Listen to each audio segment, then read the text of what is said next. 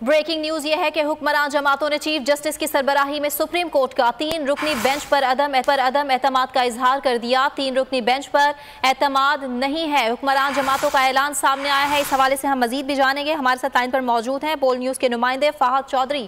फहद, क्या अपडेट करेंगे? जी देखिए, आज़म शहबाज शरीफ की ज़ेरे सदारत इत्तेहादी जमातों का अहम मुशावरती इजलास हुआ, जिसमें हुक्मरान इत्तेहाद में शामिल जमातों के सरबराहान और कायदीन ने शिरकत की। इस इजलास में हुक्मरान इत्तेहाद ने सुप्रीम कोर्ट के 3 रुकनी बेंच पर अदम एतमाद का इजहार किया और ये कहा कि आज खुद नोटिस के 4 रुकनी अक्सरियती फैसले को मानते हुए मौजूदा अदालती कार्रवाई को ख़त्म किया जाए और चीफ जस्टिस ऑफ पाकिस्तान से मुतालबा किया गया कि फौरी तौर पर फुल कोर्ट इजलास बुलाया जाए सुप्रीम कोर्ट का।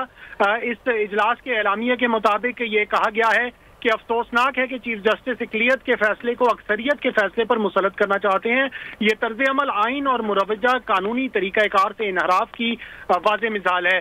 हुक्मरान जमातों के इजलास के एलामिये के मुताबिक ये कहा गया है कि मुतज़ाद अदालती फैसलों से नाकाबिले अमल और पेचीदा सूरत हाल पैदा हो चुकी है। आला तरीन अदलिया की सोच में तकसीम वाज़े नजर आ रही है और ये कहा गया है कि अदालत उज़्मा को मुतनाज़िया सियासी फैसले जारी करने से एतराज़ करना चाहिए। चीफ जस्टिस और बाज़ दीगर जजों से मुतालिक ये तासुर ख़त्म किया जाना चाहिए कि वो PTI के मामले में खुसूसी इम्तियाजी रवैया अपना रहे हैं। एलामिया के मुताबिक ये कहा गया है कि सियासतदानों को मिलकर बैठकर फैसले करने की हिदायत करने वाले खुद तकसीम हैं, अपने अंदर इत्तेहाद और इत्तफाक पैदा करना चाहिए। और ये मुतालबा किया गया है कि पाकिस्तान बार काउंसिल की तरफ से आर्टिकल 209 के तहत दायर करदा रेफरेंसेस पर कार्रवाई की